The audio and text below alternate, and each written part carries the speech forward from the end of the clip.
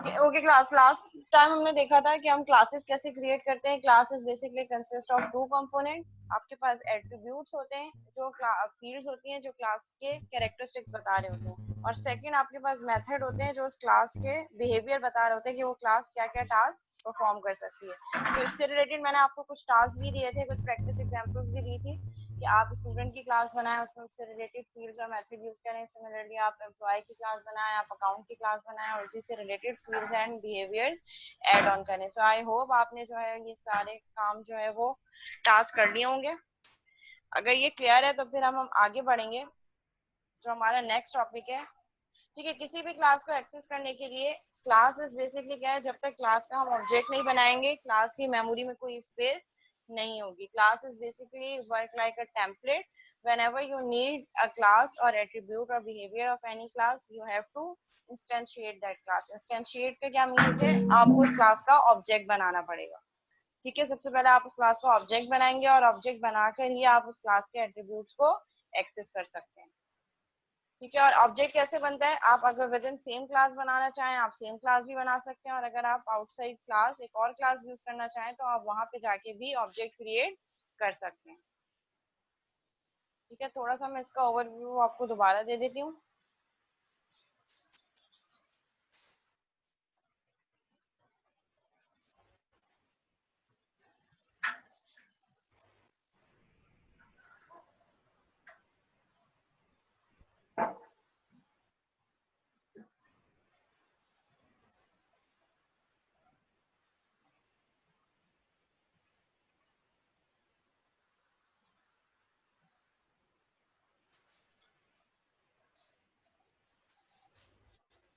ठीक है, सबसे पहले हम क्या करेंगे, सबसे पहले हम क्लास क्रिएट करेंगे एंड आफ्टर क्रिएटिंग क्लास हम उसमें फील्ड्स और एट्रीब्यूट ऐड करेंगे और उसके बिहेवियर्स ऐड करेंगे।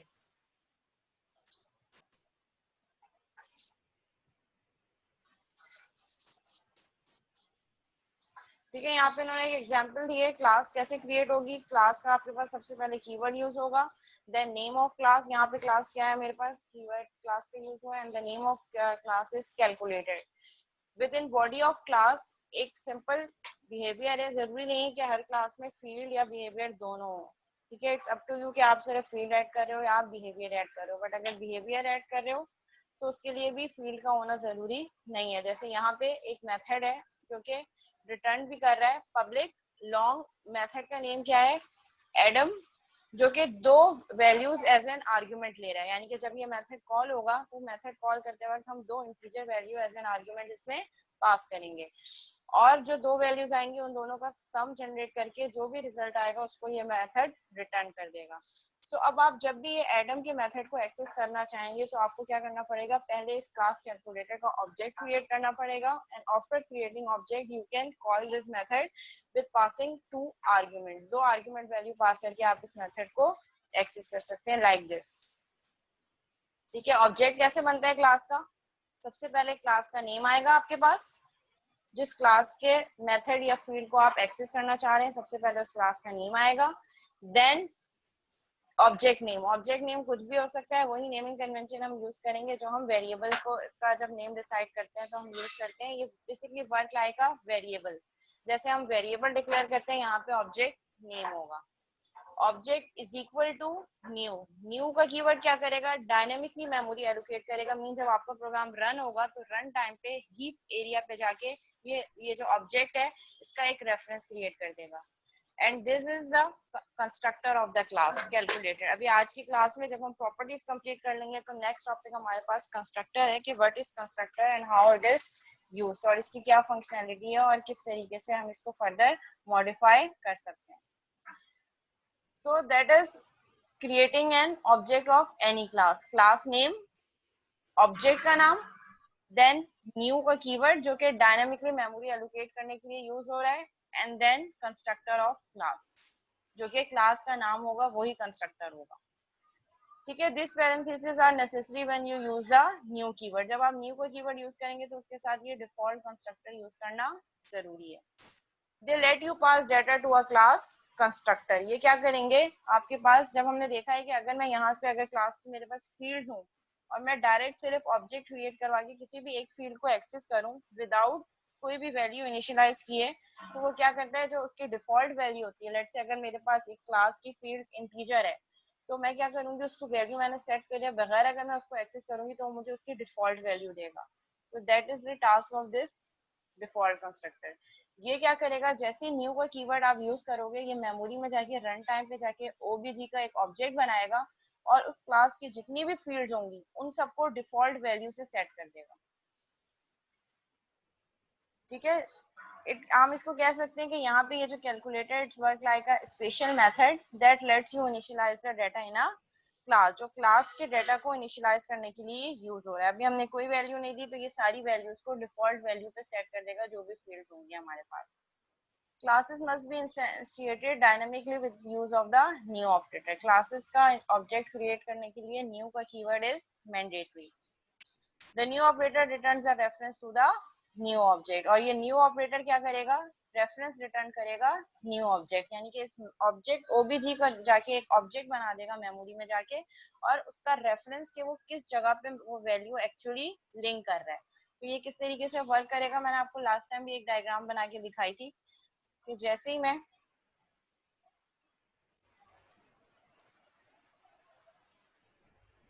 स्क्रीन शेयर हो रही है आपके पास, वर्ड की डॉक्यूमेंट मैंने ओपन की है।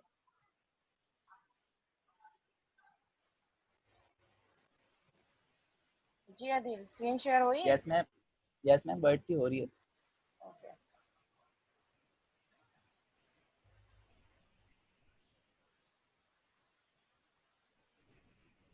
ठीक है, जैसे मैंने यहाँ पे ये स्टेटमेंट यूज की,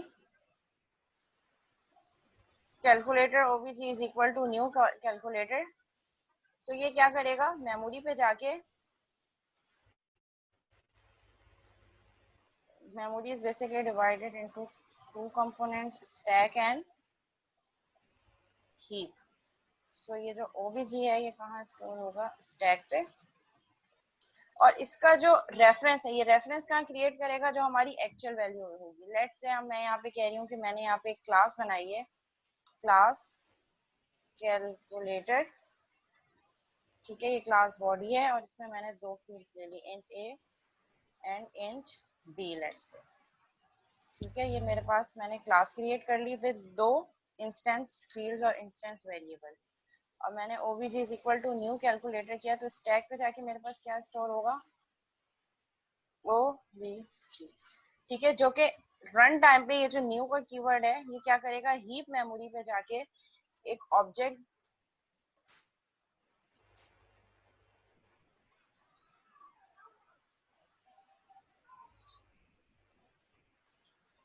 इस तरीके का, और ये ओबीजी क्या करेगा, इसको रेफर करेगा। मैं इसको, अब मैंने जैसे न्यू कैलकुलेटर किया तो ये ए और बी को मैंने अभी कोई वैल्यू पास नहीं की, तो ये डिफॉल्ट कंस्ट्रक्टर क्या करेगा, ये ए और बी की वैल्यू क्या सेट कर देगा, a is equal to 0 and b is equal to 0, default value.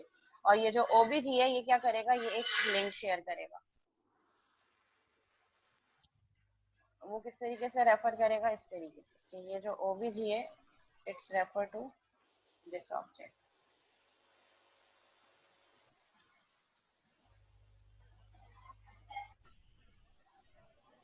इस तरीके से। और अब जब मैं जैसे यहाँ पे सिलेक्ट सेट करूंगी obg dot a is equal to 10, तो ये मेमोरी में जाएगा, obg ये जो ऑब्जेक्ट का नाम है ये मेमोरी को इस ऑब्जेक्ट के नाम के थ्रू रेफर करेगा।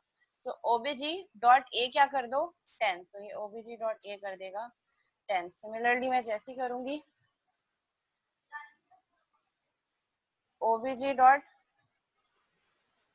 Dot b is equal to 20, ये क्या कर देगा, obg dot b is equal to 20। Similarly मैंने एक और ऑब्जेक्ट बनाया, एक नाम का एक क्लास में एक ही ऑब्जेक्ट हो सकता है, मुझे नेक्स्ट ऑब्जेक्ट बनाना है, it name should be change, let's say मैंने obg1 is equal to new calculator,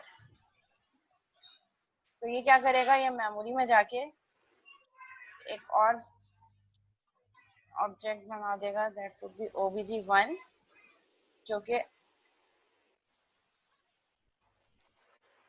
ठीक है, और ये फिर इसके लिए भी ए और बी की वैल्यू को क्या कर देगा, 0 एंड 0।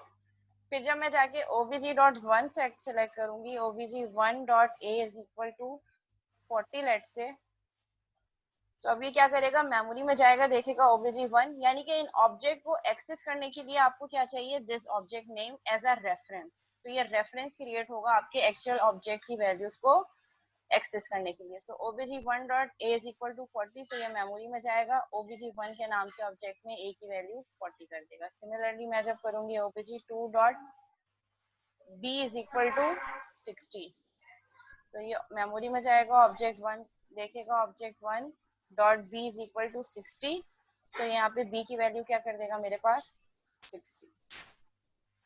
तो इस तरीके से हम ऑब्जेक्ट क्रिएट कर रहे हैं। सिमिलरली अगर यहाँ जाके मैं चेंज करती हूँ obj.a is equal to 100 late से, तो अब ये क्या करेगा, मेमोरी में जाके देखेगा इस नाम का कौन सा ऑब्जेक्ट है, ये वाला ऑब्जेक्ट है जो इस obj के साथ रेफर हुआ हुआ है, तो ये obj.a इज इक्वल टू 100 जाके अपडेट कर देगा। इसका इफेक्ट मेरे दूसरे ऑब्जेक्ट की a पे नहीं पड़ेगा। तो ये दो इंडिपेंडेंट ऑब्जेक्ट्स हैं और इन ऑब्जेक्ट्स को हम एक्सेस किस थ्रू कर रहे हैं, थ्रू दिस रेफरेंस।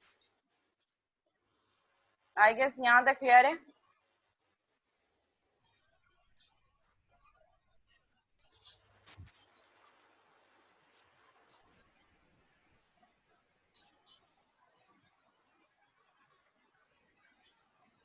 ठीक है, यहाँ तक क्लियर है, तो फिर हम आगे बढ़ते हैं। ठीक है, तो हमें क्लास बनानी आ गई, क्लास में फील्ड सेट करनी आ गई, मेथड्स बनाने आ गए और ऑब्जेक्ट क्रिएट करना आ गया। अब जो नेक्स्ट स्टेप है हमारा, that is access modifier. Access modifier क्या होंगे हमारे पास, कि how can we access different attributes और methods within a class. मैं स्क्रीन शेयर कर देती हूँ आपके पास दोबारा से।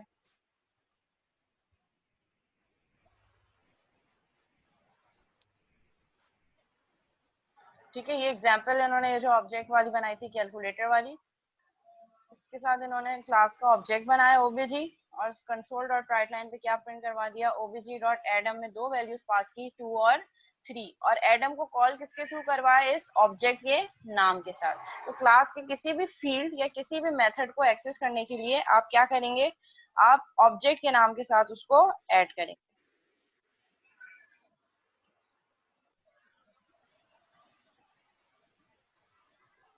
Okay, encapsulation and data hiding. अभी हमने देखा कि ये जो हम क्लास बना रहे हैं, that is basically encapsulation. Class क्या है, एक कैप्सूल की तरह काम कर रही है, जो फ्रंट से क्या है, एक क्लास एक टेम्पलेट है जिसके अंदर के फील्ड्स और मेथड को एक्सेस करने के लिए हम डायरेक्ट नहीं एक्सेस कर सकते, बल्कि हमें क्या करना पड़ेगा, हमें इसका ऑब्जेक्ट बनाना पड़ेगा, and after creating object we can use it.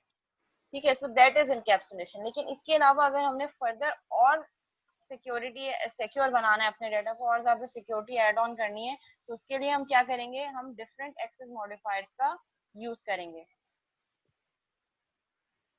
ठीक है, हमारे पास, अच्छा फिर ये लास्ट वाली स्लाइड, ये वाली, इसमें कुछ भी नहीं किया, जो ऊपर कैलकुलेटर की क्लास बनी हुई थी, ये वाली क्लास, जिसमें एक एडम का मेथड है जो दो इंटीजर इनपुट ले रहा है, int value 1 and int value 2, दो इनपुट ले रहा है। इसके इस मेथड को एक्सेस करने के लिए मैंने कैलकुलेटर की क्लास का ऑब्जेक्ट बनाया, calculator obj is equal to new calculator, console dot write line में इन्वर्टेड कॉमास के अंदर मेरे पास फॉर्मेटेड स्ट्रिंग है, ये ऐसी प्रिंट हो जाएगा 2 + 3 इज इक्वल टू 0। इस 0 की जगह पे क्या प्रिंट होगा, इस मेथड का रिजल्ट। और ये मेथड क्या रिटर्न करेगा, ये जो मैंने ऑब्जेक्ट क्रिएट किया है obj के थ्रू मैंने इस मेथड को कॉल करवा दिया और इस मेथड में दो वैल्यू पास कर दी, 2 एंड 3। तो ये क्या करेगा, उस क्लास की वैल्यू, क्लास की बाउंड्री में जाएगा, एडम दो वैल्यूज लेकर आएगा। फर्स्ट वैल्यू, वैल्यू 1 की वैल्यू है 2, वैल्यू 2 की वैल्यू है 3, और यहाँ पे वैल्यू 1 प्लस वैल्यू 2 करेगा, 2 + 3 5 और रिटर्न कर देगा 5। तो ये 5 कहाँ जाएगा, जहां से ये मेथड कॉल हुआ था। तो मेरे पास स्क्रीन पे क्या प्रिंट होगा, 2 + 3 इज इक्वल टू 5। ये ऐसे काम करेगा। क्लियर है जवेरिया, आगे बढ़े।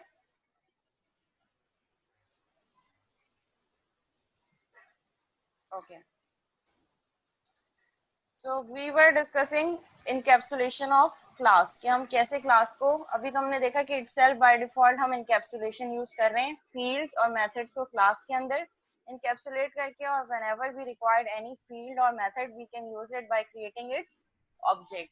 अब मैं चाह रही हूँ कि मैं किसी डेटा को और ज्यादा सिक्योर बनाना चाहूँ। अभी तो हमने सारे एक्सेस मॉडिफायर हमारे पास पब्लिक है। पब्लिक के क्या मीनिंग्स हैं कि we can use that field और that method which is defined public anywhere from any class, किसी भी क्लास से और कहीं से भी एक्सेस कर सकते हैं with in same library, with in different library और ड्राइव क्लासेस में भी कहीं भी। पब्लिक का मतलब है पब्लिक की एग्जांपल ऐसे होती है जैसे कि लेट से इसको पब्लिक को मैं ऐसे दे सकती हूँ कि हमने एक वाटर कूलर मैंने लगाया कहीं पे भी बाहर रोड पे, that is for general public, each and everyone can use it.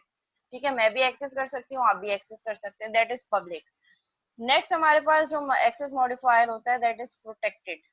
Protected क्या कर रहा होता है, प्रोटेक्टेड ऐसे काम कर रहा होता है कि जिस क्लास में डिफाइन किया है उसके लिए एक्सेसिबल होगा और उस क्लास से जो जो क्लास इनहेरिटेड हो रही है इनहेरिटेंस के लिए यूज होगा। मतलब जिस क्लास के अंदर लेट से एक पर्सन की क्लास है उसमें मैंने एक एट्रीब्यूट रखा है प्रोटेक्टेड इंटीजर एज, तो ये वाला फील्ड जो है एज वाली जिसको मैंने प्रोटेक्टेड रखा है ये पर्सन के लिए एक्सेसिबल होगा। लेट से मैंने एक और क्लास बनाई जो ड्राइव की है पर्सन की क्लास से एम्प्लॉय, तो वो एज एम्प्लॉय के लिए एक्सेसिबल होगा। एक और क्लास मैंने बनाई लेट से चेयर की जो कि इनहेरिट नहीं हो रही मेरी पर्सन की क्लास से, तो वो एज वाला एट्रीब्यूट जो है वो उसके लिए एक्सेसिबल नहीं होगा। इसकी एग्जांपल बिल्कुल ऐसी है जैसे लेट से मेरे पेरेंट की कोई चीज है तो उसको कौन यूज कर सकता है, वो मैं ही सिर्फ एक्सेस कर सकती हूँ। ठीक है, तो ये इनहेरिटेंस मीन जो आपको इनहेरिटेंस के थ्रू मिली है कि पेरेंट के एट्रीब्यूट्स या पेरेंट के कैरेक्टरिस्टिक्स को ओनली चाइल्ड कैन यूज। ठीक है, इंटरनल, इंटरनल की क्या फंक्शनैलिटी है, इंटरनल की फंक्शनैलिटी है कि जिस क्लास के अंदर डिफाइन किया है आप वहां से एक्सेस कर सकते हैं और with in same name space आप उसको कहीं से भी एक्सेस कर सकते हैं। मींस इंटरनली एक नेम स्पेस के अंदर। इसकी एग्जांपल ऐसा हो सकती है लेट से मेरे पास एक एरिया है उसमें डिफरेंट ब्लॉक्स हैं। ठीक है, मैंने एक लाइब्रेरी बनाई और मैंने लाइब्रेरी को कहा कि ये library can only be used for block 18 लेट से, तो वो क्या है वहां के जो इंटरनल रेजिडेंट्स होंगे ब्लॉक 18 के वही उस लाइब्रेरी को एक्सेस कर सकते हैं जो वहां के लोकल होंगे, तो दैट इज इंटरनल। मीन जो हम नेम स्पेसेस बनाते हैं ना, अलग अलग नेम स्पेसेस या जो लाइब्रेरीज बना रहे होते हैं डायरेक्टरीज बना रहे होते हैं फोल्डर, तो एक फोल्डर के अंदर जितनी भी क्लासेस हैं उन सब के लिए इंटरनल एक्सेस मॉडिफायर एक्सेप्टेबल होंगे। प्राइवेट, प्राइवेट क्या है, सबसे आपके पास लीस्ट परमिसिव जो है वो एक्सेस मॉडिफायर है। लीस्ट परमिसिव मींस जिस क्लास के अंदर आपने यूज किया है बस आप उसी क्लास के अंदर उसको एक्सेस कर सकते हैं, आउटसाइड द क्लास आप उसको एक्सेस नहीं कर सकते। ठीक है, आज की क्लास में हम पब्लिक हम बहुत डिटेल में देख चुके हैं। प्राइवेट हम देख आज की क्लास में पढ़ेंगे कि प्राइवेट एक्सेस मॉडिफायर को हम कैसे यूज कर सकते हैं। जब प्राइवेट हो गया इसका मतलब है कि हम उसको within a class access कर सकते हैं। अब विद आउटसाइड क्लास हमने उसको एक्सेस करना है तो उसके लिए हम देखेंगे कि क्या डिफरेंट स्ट्रेटजीज हैं विच वी कैन यूज। इसके लिए मैंने आपको एक जो है वो लेक्चर भी वीडियो लेक्चर भी सेंड किया था, अपलोड किया था, वो देख लिया आप लोगों ने यूट्यूब पे? यस मैम, देख लिया था। सबने देख लिया था?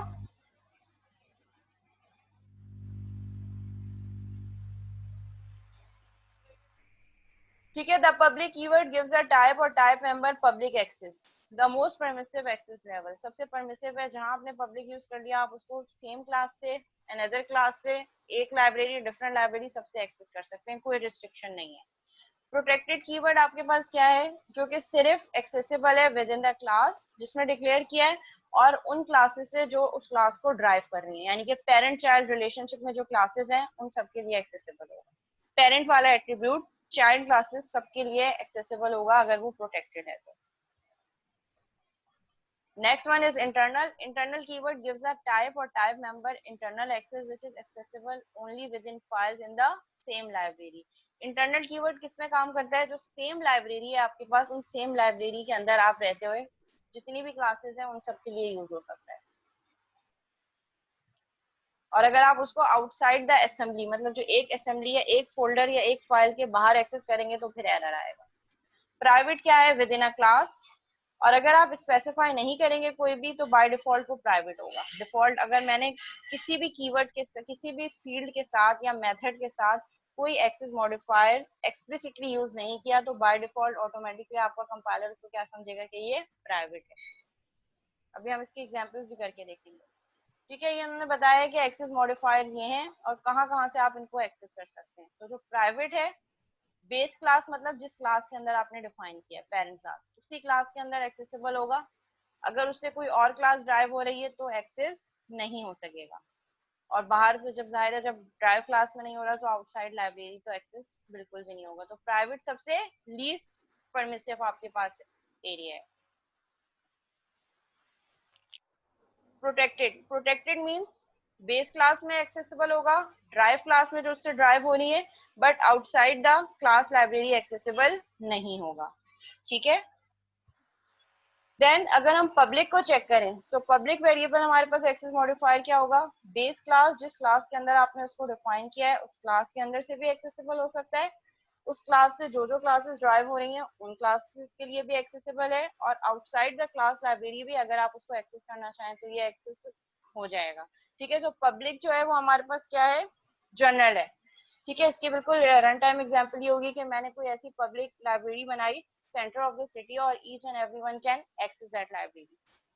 That is example of public access modifier. और अगर हम प्राइवेट की बात करें तो प्राइवेट क्या है, लिमिटेड है, जिस क्लास के अंदर डिफाइन किया है वही यूज कर सकता है। लेट्स से मेरी पानी की बोतल है, ठीक है, that is private to me, उसको सिर्फ मैं ही एक्सेस कर सकती हूँ। और प्रोटेक्टेड के क्या मीनिंग्स है, थ्रू इनहेरिटेंस।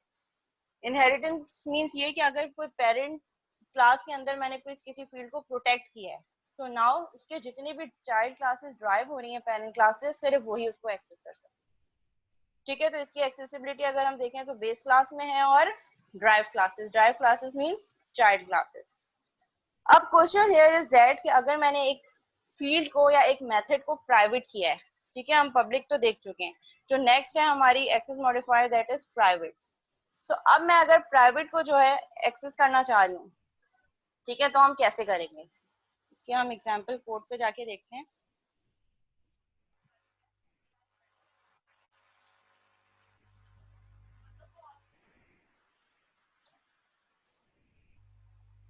शेयरिंग हो रही है क्लास, अदील शेयरिंग हो रही है, यस मैम शेयरिंग। कंपाइलर भी हो रहा है,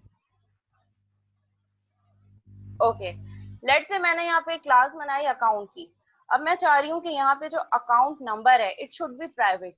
ठीक है, मैं उसको प्राइवेट रखना चाह रही हूँ, that it can not be access outside the class. तो यहाँ पे सबसे पहले एक्सेस मॉडिफायर आता है प्राइवेट।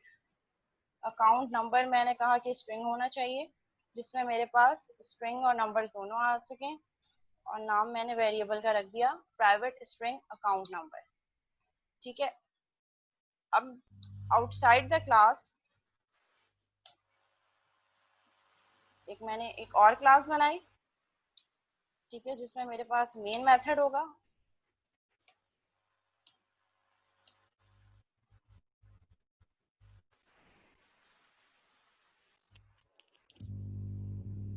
ठीक है, और ये मेन की बॉडी हो गई मेरे पास।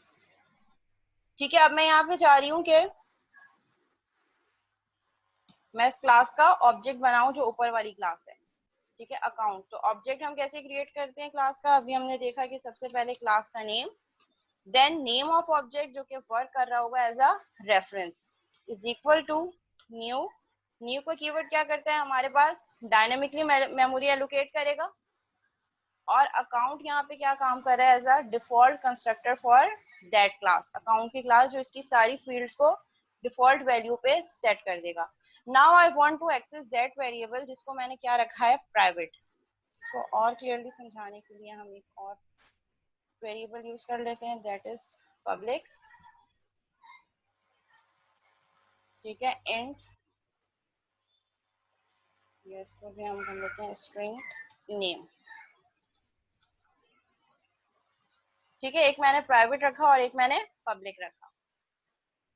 अब मैंने क्लास का ऑब्जेक्ट बनाया, अब मैं ऑब्जेक्ट के नाम के साथ एक्सेस कर रही हूँ, account dot is a member operator.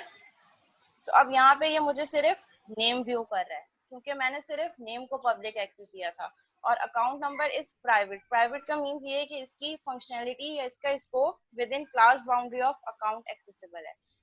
और अगर मैं इसको इज इक्वल टू 30, लेट से मैं इसको वैल्यू देना चाह रही हूँ, मैं स्ट्रिंग के साथ इसको मैंने कुछ भी वैल्यू दे दी, ठीक है, ये मुझे क्या एरर दे रहा है, ACC number is inaccessible due to its protection level, क्योंकि मैंने इसको प्रोटेक्ट किया है, और कैसे प्रोटेक्ट किया है, थ्रू प्राइवेट। और सिमिलरली अगर मैं अकाउंट से एक्सेस करूंगी, अकाउंट डॉट नेम, तो ये मेरे पास एक्सेस हो जाएगा। Account dot name is equal to, let's say मैंने इसको दे दिया पिज्जा, सो ये एक्सेस हो गया मेरे पास। यहाँ पे इसने मुझे कोई एरर नहीं दिया, क्योंकि इसका मैंने एक्सेस मॉडिफायर क्या रखा था, पब्लिक। बट ये मेरे पास प्रोटेक्टेड है प्राइवेट के थ्रू, तो अब मैं इसको डायरेक्ट इसके नाम के साथ एक्सेस नहीं कर सकती। तो इसको एक्सेस करने के लिए मुझे क्या करना पड़ेगा, यहाँ पे कुछ मेथड्स आई कैन यूज। ठीक है, लेट्स से मैं यहाँ पे एक मेथड बना रही हूँ, एक ऐसा मेथड जो इसकी वैल्यू को सेट करवाएगा, और एक ऐसा मेथड जो इसकी वैल्यू को रिटर्न करवाएगा। तो पहले हम सेट वाला बना देते हैं। सेट वाले मेथड में कुछ रिटर्न नहीं होगा, इसलिए हमने रिटर्न टाइप क्या रखी है, वॉइड, और इसको हम कर देते हैं सेट अकाउंट नंबर, और इसको मैं पास करवा रही हूँ एक वैल्यू। ठीक है, स्ट्रिंग होना चाहिए, सो यहाँ पे मैंने इसको पास करवा दिया स्ट्रिंग एस। यानी कि जब मैं ये सेट अकाउंट नंबर का मेथड कॉल करूँ, इसमें मैं एस पास करूँ, जो भी स्ट्रिंग, उसको क्या करो, सेट करो। सेट कैसे करो, इस ACCA नंबर, क्योंकि इसके एक्सेस कहाँ है, विद इन अ क्लास, इसको क्या सेट कर दो, एस।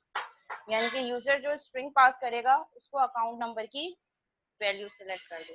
इसी तरह मैं एक और मेथड यहाँ पे यूज कर सकती हूँ, दैट इज पब्लिक। अब ये क्या करेगा, ये मेथड रिटर्न करेगा, यानी कि अब मुझे चाहिए कि ये जो अकाउंट नंबर में वैल्यू मैंने सेट करवाई है, मैं इसको प्रिंट करवाना चाहती हूँ। तो इसके लिए मुझे क्या करना पड़ेगा, एक ऐसा मेथड जो इसको रिटर्न करवाए, और इसका नाम मैंने दे दिया, मेथड का नेम अगेन कुछ भी हो सकता है, और ये कुछ इनपुट नहीं लेगा, that is just use for returning this account number. So अब मेरे पास क्या हुआ, प्रोटेक्शन लेवल हो गए। प्राइवेट एक डाटा, मेरे पास डाटा फील्ड है account number which is private, और मैं इसको डायरेक्ट आउटसाइड क्लास एक्सेस नहीं कर सकती। तो इसको एक्सेस करने के लिए मैंने क्या किया, दो जनरल पब्लिक मेथड यहाँ पे यूज किए। एक इसकी वैल्यू को सेट कर रहा है, और एक इसकी वैल्यू को रिटर्न कर रहा है। ठीक है, सो अब अगर मुझे अकाउंट नंबर सेट करवाना है, ठीक है, तो यहाँ पे मैंने ACC डॉट, तो यहाँ पे ये दोनों मेथड मेरे पास शो हो रहे हैं, set account number and gate account number. तो सबसे पहले मैं यहाँ पे क्या करूंगी, सबसे पहले मैं सेट करवाऊंगी अकाउंट नंबर, स्ट्रिंग है, तो यहाँ से मैं स्ट्रिंग पास करवा देती हूँ AC1234, क्योंकि स्ट्रिंग है, दोनों लिटरल आ सकते हैं। तो ये वैल्यू मैंने पास करवा दी। सिमिलरली अब मैं चाह रही हूँ, अब क्या होगा, मेन एंट्री पॉइंट, प्रोग्राम मेरा रन होगा मेन से। रन टाइम पे अकाउंट की क्लास का ऑब्जेक्ट बनेगा, जो कि हीप मेमोरी में जाके स्टोर हो जाएगा, which work like an reference to this variable. तो फिर ये क्या करेगा, अकाउंट इस ऑब्जेक्ट के नाम के साथ मैंने सेट एक्सेस नंबर। अच्छा, एक चीज माइंड में रखनी है कि प्राइवेट फील्ड को एक्सेस करने के लिए जो आप मेथड बना रहे हैं, that should be public. Field private है, बट इसको एक्सेस करने के लिए जो मेथड है, इट शुड बी पब्लिक। ये पब्लिक होंगे तो तभी इसको आप आउटसाइड क्लास एक्सेस कर सकते हैं। तो मैंने यहाँ पे ये पब्लिक मेथड बनाया, और इनके थ्रू मैं अकाउंट नंबर को इनडायरेक्टली एक्सेस कर रही हूँ। अब कहीं पे भी मैंने इस क्लास में अकाउंट नंबर यूज नहीं किया, डायरेक्ट यूज नहीं किया, इनडायरेक्टली मैं कैसे यूज कर रही हूँ, अकाउंट, यानी कि object name ACC dot set account number, इस मेथड में क्या पास कर दो, AC1234। तो ये स्ट्रिंग उठाएगा, इस स्ट्रिंग को कहाँ पास कर देगा, इस S में, और इस S के थ्रू इनडायरेक्टली मैंने अकाउंट नंबर की वैल्यू सेट करवा दी। अब मैं चाह रही हूँ कि ये वैल्यू मेरे पास रिटर्न हो, सो रिटर्न करवाने के लिए रिटर्न हो और मेरे पास शो भी हो, तो मैं इसको क्या करूंगी, कंसोल डॉट राइट लाइन के मेथड के अंदर मैं account dot gate account number वाला मेथड सिंपली कॉल कर दूंगी। अब जब मैं इसको रन करूंगी, तो ये जो अकाउंट नंबर मैंने सेट करवाया था, उसकी वैल्यू को ये मैंने इनडायरेक्टली एक्सेस भी करवा दिया, वैल्यू अपडेट भी करवा दिया, और इनडायरेक्टली मैं उसको प्रिंट भी करवा दी। यहाँ तक कोई क्वेरी है, so you can ask. Ma'am instance variable के साथ अगर हम कोई मॉडिफायर ना लगाएं तो बाय डिफॉल्ट वो प्राइवेट ही होता है, बाय डिफॉल्ट वो प्राइवेट होगा। और जो स्टैटिक होते हैं उनके साथ स्टैटिक के साथ तो स्टैटिक का कीवर्ड लगेगा ना। अगर आप स्टैटिक का कीवर्ड नहीं लगा रहे, तो बाय डिफॉल्ट वो फील्ड या वो मेथड क्या होगा, इंस्टेंस होगा, और उसको एक्सेस करने के लिए you have to create object. और स्टैटिक के लिए ऑब्जेक्ट की रिक्वायरमेंट नहीं है। अगर कोई फील्ड या कोई मेथड स्टैटिक है, उसके लिए आप डायरेक्ट क्लास के नाम के साथ एक्सेस कर सकते हैं। ठीक है। और क्लास कोई और फर्दर क्वेश्चन किसी का इस टॉपिक से रिलेटेड?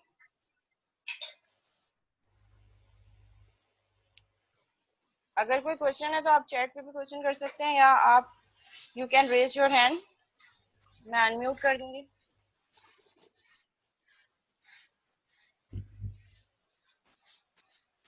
जी यही सेम मीटिंग ज्वाइन करनी है।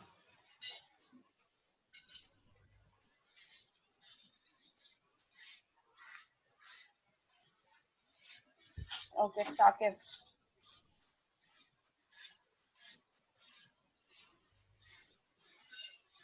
मोहम्मद साकिब।